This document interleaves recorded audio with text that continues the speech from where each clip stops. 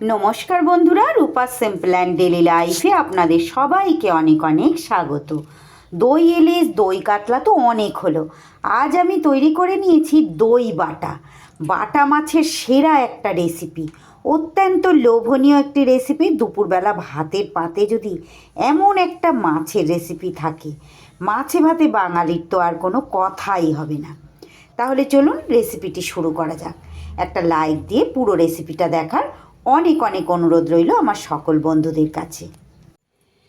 দই বাটা রান্না করার জন্য বাটা মাছ তো লাগবেই। এখানে আমি বেশ বড় বড় সাইজের 3 পিস বাটা মাছ নিয়ে নিয়েছি। যে কোনো মাছের রেসিপি তৈরি করতে গেলে সবার প্রথমে যেটা করতে হয়, নুন আর হলুদ মাখিয়ে নেব।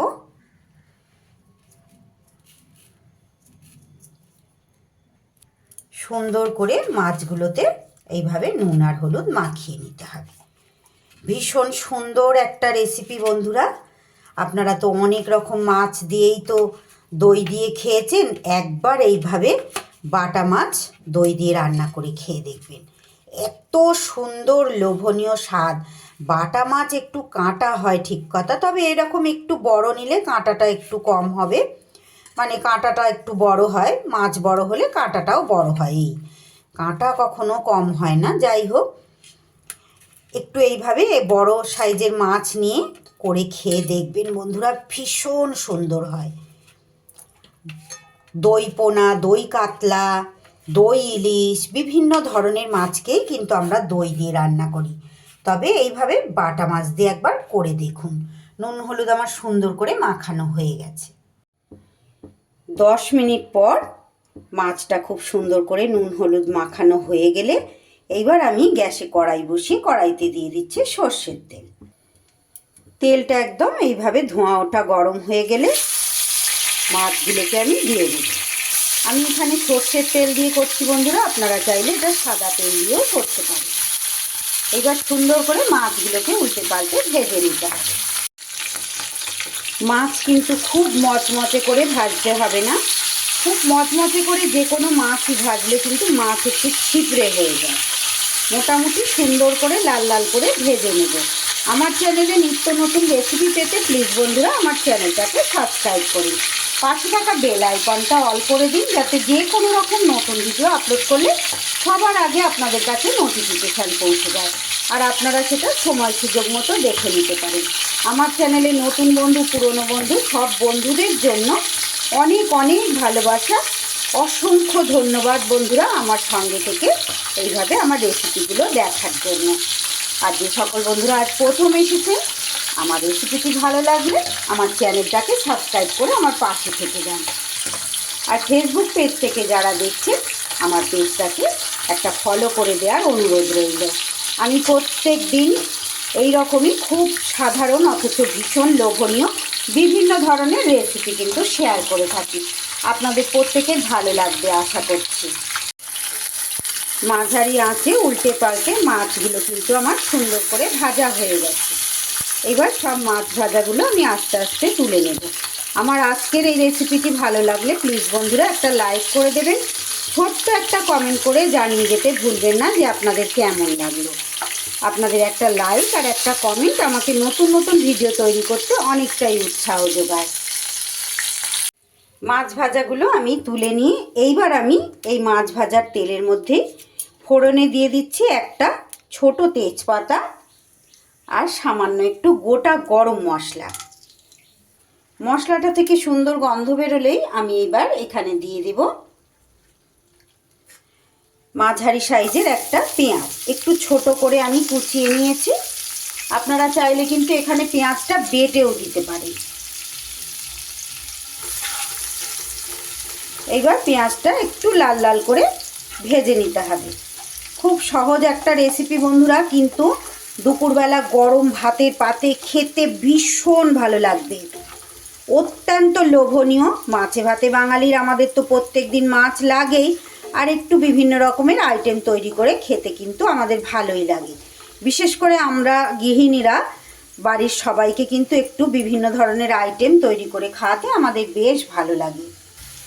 পেঁয়াজটা যখন এইভাবে হালকা একটু লাল লাল হয়ে যাবে, এই পর্যায়ে আমি দিয়ে দেব পরিমাণ মতো একটু হলুদ গুঁড়ো, আর কালারের জন্য এখানে দিয়ে দিলাম আমি একটু কাশ্মীরি লঙ্কার গুঁড়ো। এইটা তেলের ওপর দিলে কিন্তু ভীষণ সুন্দর একটা কালার হবে। তারই সাথে এখানে দিয়ে দিচ্ছি আমি 1 চামচ আদা রসুন আর কাঁচা লঙ্কার পেস্ট। 1 চামচ থেকে সামান্য একটু বেশি দিলাম। এইবার মশলা কিন্তু খুব সুন্দর করে কষিয়ে নিতে হবে। আর এই মশলাটা কষাতে কষাতে আমি আর একটা খুব অল্প পরিমাণ মশলার পেস্ট কিন্তু তৈরি করে নেব। মিক্সির বাটিতে নিয়ে নিচ্ছি আমি 4টে কাজু। এই কাজুটাকে একটু গুঁড়িয়ে নেব। গুঁড়িয়ে নিয়ে এইবার আমি এর মধ্যে ছোট বাটির 1 বাটির থেকে একটু কম, ওই 50 গ্রামের মতো হবে বন্ধুরা, দিয়ে দিচ্ছি এর মধ্যে টক দই। টক দইটা দিয়ে আর একটু আমি মিক্সিটাকে ঘুরিয়ে নেব। আমি আমার মাছের পরিমাণ অনুযায়ী মশলাটা কিন্তু নিচ্ছি। এইভাবে একটু ঘুরিয়ে নিয়েছি।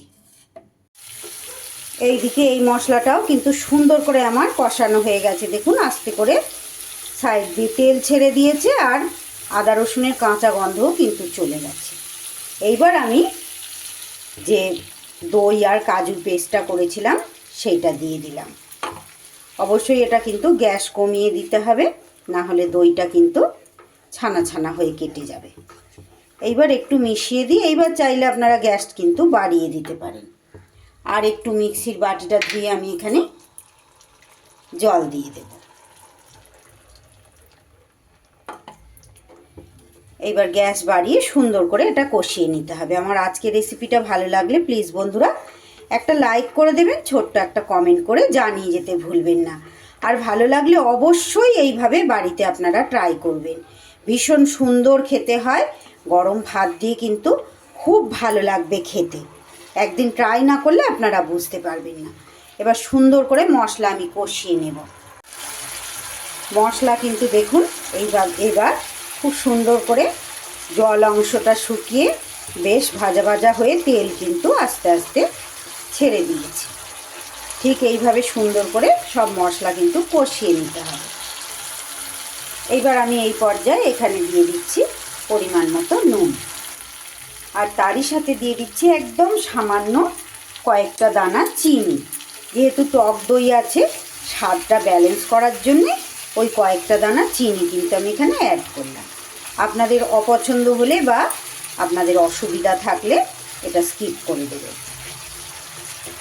এবার সব কিছু সুন্দর করে আর একটু কষিয়ে নেব।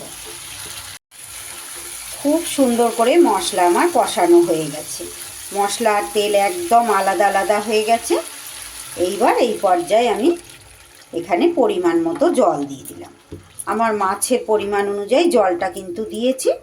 এটা আপনারাও সেই রকম পরিমাণ মতন গ্রেভি কীরকম রাখবেন সেই আর। এটা তো খুব ঝোলঝোল ভাব ভালো হবে না, হালকা বেশ গ্রেভি মাখিয়ে খাওয়ার মতন গ্রেভি থাকবে, সেই রকম কিন্তু পরিমাণে জলটা আমি দিয়ে দিয়েছি। এবার 2 মিনিট গ্রেভি আমি সুন্দর করে ফুটিয়ে নেব। আমার আজকের দই দিয়ে বাটা মাছ, দই বাটার রেসিপি কিন্তু একদম রেডি। যদি আপনাদের রেসিপিটি ভালো লাগে অবশ্যই বাড়িতে ট্রাই করবেন। আর বেশি বেশি করে একটু শেয়ার করতে ভুলবেন না। লাইক কমেন্ট সাবস্ক্রাইব করে পাশে থাকবেন। সবাই খুব ভালো থাকবেন, সুস্থ থাকবেন। ধন্যবাদ।